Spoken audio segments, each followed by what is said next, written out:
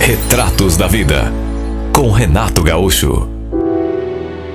Amélia Bannon era uma agente da polícia de 37 anos, moradora de São Pedro, província de Misiones, na Argentina. E naquele dia, 1º de novembro de 2016, ela iria participar de um curso de reciclagem da polícia em Posadas.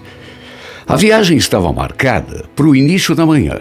Além dela, também iriam participar do curso outros 4 policiais ali mesmo de São Pedro. Amélia, no entanto, tinha acordado se sentindo estranha naquele dia, tomada por uma sensação esquisita, como se fosse um mau pressentimento. Até comentou com os colegas, tentou cancelar a viagem, mas não tinha como, eles precisavam participar daquele evento. O que ninguém podia imaginar é que fossem se envolver num terrível acidente. O motorista do carro se perdeu na curva, o veículo saiu da estrada e capotou várias vezes. Pro azar de Amélia, dos 5 ocupantes, ela foi a única que se feriu gravemente. Os outros tiveram apenas leves escoriações. E, infelizmente, Amélia acabou sofrendo traumatismo craniano. A ajuda chegou depressa. Ela foi imediatamente levada ao hospital, onde foi examinada e constatado que, em consequência do trauma, alguns coágulos de sangue haviam se formado no seu cérebro. A verdade é que ele estava em coma, correndo um sério risco de morrer. A família da policial foi avisada e todos foram imediatamente ao hospital, onde péssimas notícias os aguardavam. Ficaram assustados ao ouvirem aquilo do médico. A paciente está em coma. Os ferimentos na cabeça foram muito graves, de modo que a situação dela é a seguinte: tanto pode acordar nas próximas horas, como pode ficar inconsciente o resto da vida. Mas, doutor, a minha irmã está grávida. Como que fica a situação do bebê?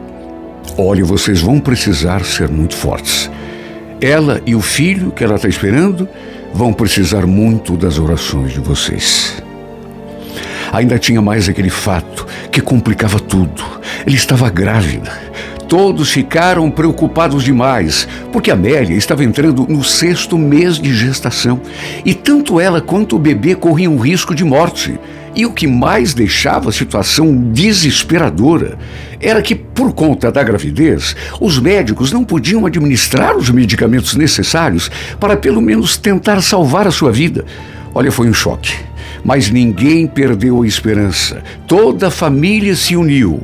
Um dos médicos, inclusive, por conta da gravidade da situação, sugeriu que fosse realizado um aborto assistido, mas a família foi contra.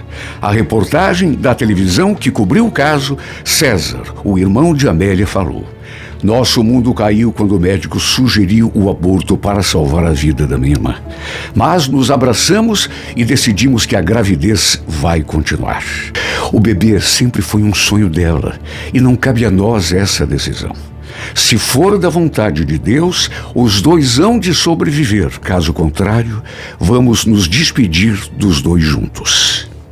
Apesar da gravidade da situação, de Amélia continuar em coma, a gestação prosseguiu, até que, perto de completar 2 meses que Amélia estava internada, algo aconteceu. Foi, aliás, exatamente na noite do dia 24 de dezembro de 2016, véspera de Natal. Quando a família de Amélia recebeu a ligação do hospital, ninguém acreditou. Amélia tinha aberto os olhos, mexido com as mãos e, mesmo ainda estando inconsciente, começou a ter contrações, como se estivesse prestes a dar à luz. E os médicos então decidiram realizar uma cesariana de emergência. O pequeno Santino Gabriel veio ao mundo na mesma noite em que se comemora o nascimento do menino Jesus. Apesar de prematuro, ele nasceu saudável, sem nenhuma sequela. Mesmo assim, precisou ficar na incubadora. Para toda a família foi um verdadeiro milagre, um sinal divino de que tudo ficaria bem, já que o nascimento se deu justamente na véspera do Natal. Apesar da alegria de todos, Amélia infelizmente voltou a piorar. E embora tenha apresentado alguns sinais de melhora, voltou a entrar num coma profundo. Apesar da tristeza, a família da jovem mãe nunca perdeu a fé e a esperança.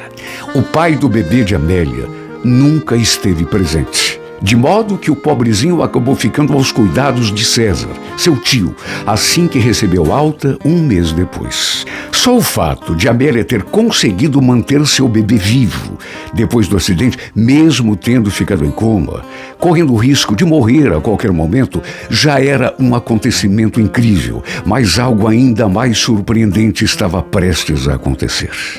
Depois do parto, toda a equipe médica começou a considerar o caso de Amélia irreversível. Ou seja, tudo indicava que ela ficaria naquele estado vegetativo o resto de sua vida. Porém, a família nunca deixou de acreditar. Sempre a visitavam, levavam flores, conversavam com ela, contavam coisas do menino, mesmo sem saber se ela podia ouvir. E quando Santino completou 4 meses, os irmãos de Amélia o levaram para visitar a mãe no hospital.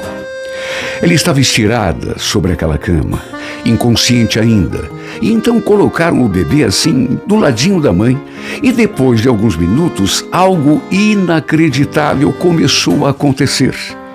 Ninguém podia imaginar que aquela visita se tornasse mágica, milagrosa, mas de repente, sentindo a presença do bebê, Amélia começou a mexer levemente com os dedos.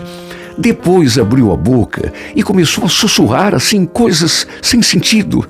Todos ficaram de boca aberta, não acreditando no que estava acontecendo.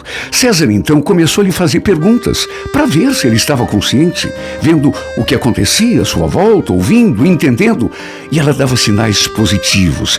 Inclusive, chegou a levantar a mão quando seu irmão pediu que ela fizesse isso. Depois, começou a responder as perguntas, abrindo e fechando os olhos. O milagre aconteceu no dia 16 de abril de 2017.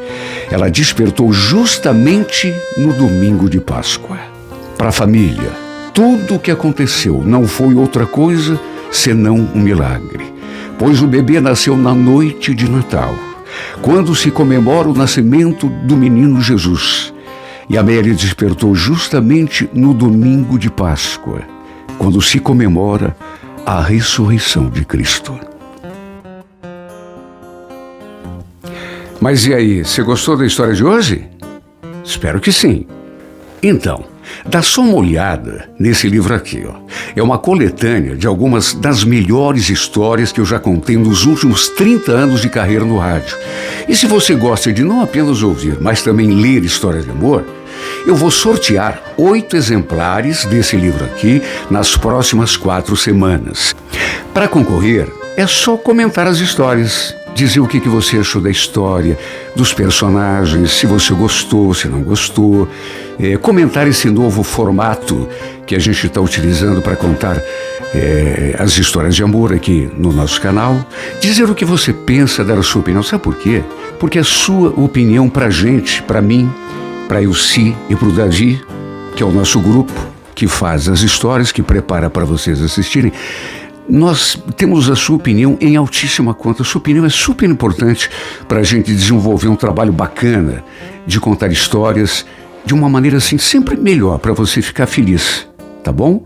É por isso que a gente precisa da tua opinião, que você curta, que você compartilhe e, sobretudo, que você dê a sua opinião sobre as histórias e sobre o nosso modus operandi, que é um pouco novo, que a gente está tentando contar histórias assim de uma maneira um pouco diferente.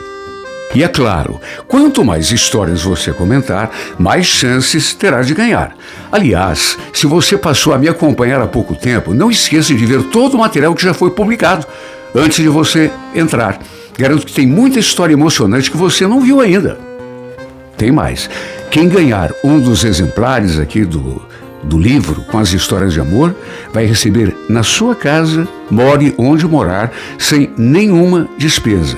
Viu? O presentão vai chegar na sua casa. Agora, tem que curtir, compartilhar e, sobretudo, comentar, porque vou repetir, a sua opinião sobre o nosso trabalho é uma coisa super importante para a gente. Tá bom? Posso contar com você? Até mais.